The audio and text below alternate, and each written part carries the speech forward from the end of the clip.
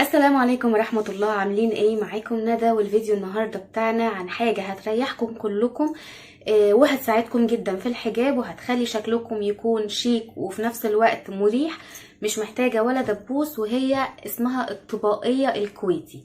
ده بيكون شكل الكيس من بره اهو.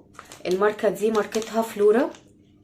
الطبقية الكويتي دي بتكون ممكن يكون منها الوان مزركشه مشكله، وممكن بيكون في منها ساده. انا هوريكم النوع ده والنوع ده. هي مريحه جدا، خفيفه جدا في اللبس، مش محتاجه ولا دبوس لانها بكباسين. هفرجكم دلوقتي عليها بكل الاشكال بتاعتها وطريقتها في اللبس عامله ازاي، وقد ايه هي مريحه لاي بنت بتحب انها تغير كتير في الطرح، بس بتتضايق من الدبابيس وبتتضايق من الطرح الطويله، مش بتحب تدخلها جوه الهدوم. دي اول واحده فيهم اهي. بصوا شكلها عامل ازاي من الجنب، بتليق معاكم على اي نوع من الهدوم. انا بلبس لها البندانه دي الواقفه لان هي بتيجي من غير بندانه، بس انا بحب البندانه بتاعتي تكون واقفه موقفه الطرح شويه. ده بيكون شكلها بتتلبس مره واحده. هوريكم في واحده تانية، وبيكون فيها كده من هنا كباسين اهي. الكباسين دي بنلمها على ورا وبنقفلها. بتكون عامله ازاي كلها؟ عشان لو انتي لابسه حاجه مفتوحه، مش لابسه بادي مقفول زي كده. ده بيكون شكلها، بتتلبس عادي كده اهو من غير دبابيس، استك كلها. وبنروح اخدين الجنبين دول بالكباسين اللي فيهم، نجيبهم على ورا ونبدا ان احنا نقفل. فبتلملي الحتة اللي بتبقى حوالين الرقبة، مش بتخليها انها تبقى ايه فيها فوليوم كده زي باقي الطرح. ده بيكون شكلها. اللي حابب يسيبها كده يسيبها، اللي حابب انه يدخلها كده جوه الهدوم يدخلها، هي مش بتكلكع تماما اهو. بجد ريحتني بطريقة مش قادرة اوصف لكم قد ايه. تقدروا تلبسوا معاها هنا بقى سلسلة او كوليه، لو انتي مش هتلبسي حاجه من فوق فيها الوان طبعا، لان دي مزركشه ما ينفعش نلبس معاها مزركش، بيبقى عايزه حاجه ساده. ده كان اول شكل. هوريكم الشكل التاني بتاعها من ال الاشكال المزركشه دي. ده الشكل التاني بتاعها، بيليق برضو على الوان كتير. يعني بصوا في كام لون، تقدروا تلبسوه على حاجه نبيتي، على حاجه ازرق، على حاجه تركواز، على حاجه فيها ذهبي. انا هلبس دي على دي علشان بس اوريكم طريقة اللبس ازاي، عشان مش هينفع اقلع دي قدام الكاميرا. احنا بنمسكها كده من عند الخياطة بتاعتها اللي هنا اهي، والحتتين اللي فيهم كباسين بنمسكها من فوقهم. بنبدأ ان احنا نحط دي تحت الظهر ونلبس دي كده اهو.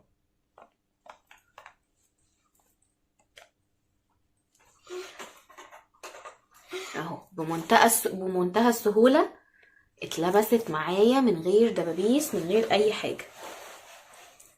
شايفين يا بنات قد ايه حلوة؟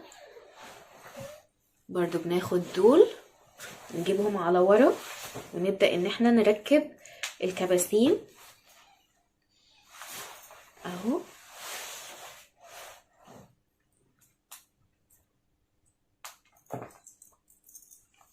برضو حابة انك تسيبيها كده سيبيها، حابة ان انتي تدخلي ده جوه الهدوم هتدخليه. طبعا انا لابسة اتنين فوق بعض، فعشان كده ممكن ايه يعملوا فوليوم في الحتة دي يتخنوها، لان هما اتنين فوق بعض اهو. ده الشكل التاني.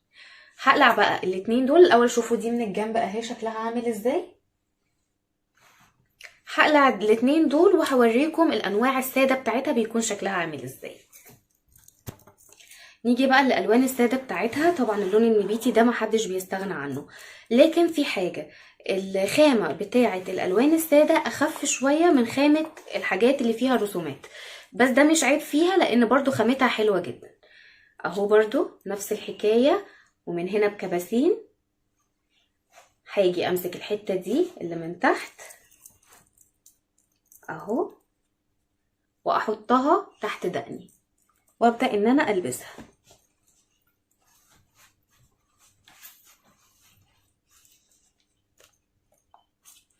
بمنتهى السهولة اهو.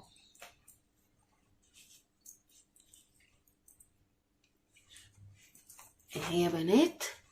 وناخد برضو الجزء بتاع الكباسين نرجعه على ورا، نبدأ ان احنا نقفلها.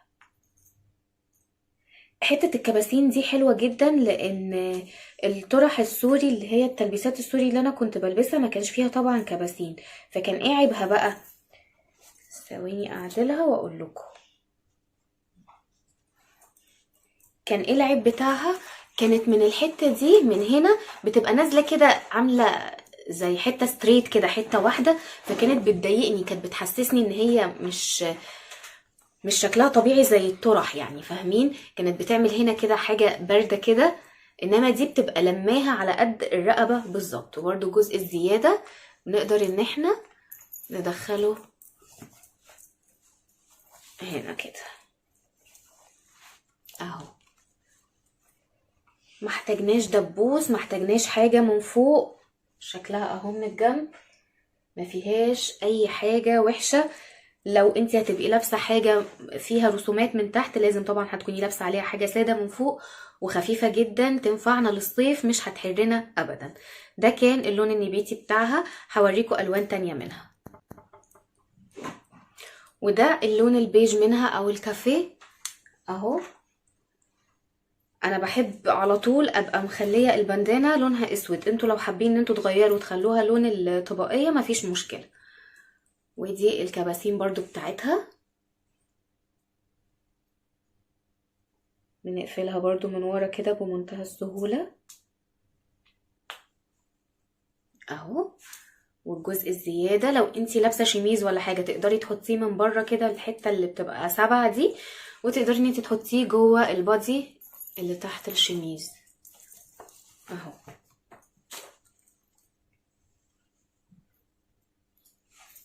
اهو يا بنات بصوا جميلة قد ايه.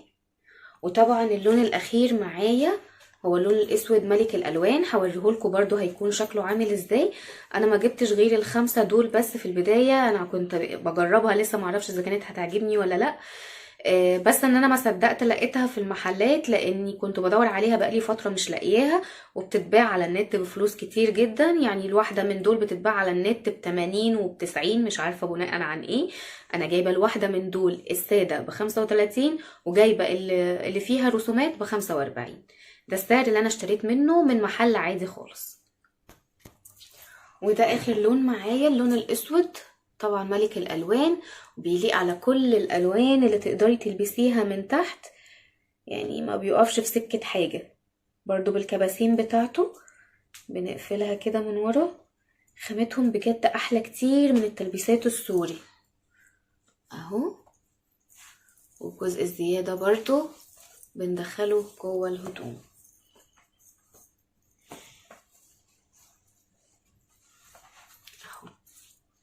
بصوا شكله جميل ازاي، برضو مش محتاج دبابيس ولا اي حاجة. هي بتيجي في كيس عامل كده بسوستة كده، دي الماركة اللي انا جربتها. على فكرة انا والله ما بعمل لهم دعاية ولا اعرف الشركة خالص، بس انتوا عارفين ان انا لما باجي اعمل لكم اي ريفيو بقول لكم اذا كانت الحاجه عجبتني او الحاجه ما عجبتنيش. والشركه دي عجبتني جدا، فلورا دي انا كنت بجيب من شركه تانية التلبيسات السوري، دي بجد عجبتني جدا جدا. بتكون محطوطه قدامكم كلها بنفس الشكل ده كده ساده، لكن انتي بتنقي من الالوان اللي بتكون محطوطه كده جوه، تنقي اللي انتي عايزاه، الراجل بينزلهم لك، بتشتريهم عادي خالص وبتبداي ان انتي تلبسيهم. ويعني يا رب اكون فدت البنات المحجبات او البنات اللي لسه هتقبل على الحجاب ومستصعبه فكره الطرحه او طول الطرحه او الدبابيس اللي بتتخنق منها، او ان الطرحه هتحرني او كل الحاجات دي مع الطبقيه الكويتي مش هتلاقيها خالص. بجد حلوه قوي ومريحه قوي ومش بتحر، على ضمانتي اشتريها وان شاء الله هتعجبك جدا. بس كده ده كان الفيديو بتاعنا النهارده، يا رب الفيديو يكون عجبكم. لو الفيديو عجبكم ما تنسوش تعملوا لايك وشير للفيديو عشان يوصل لاكبر عدد من البنات، وسبسكرايب للقناه عشان يوصل لكم مني كل جديد اول باول. شكرا ليكم والسلام عليكم ورحمه الله وبركاته.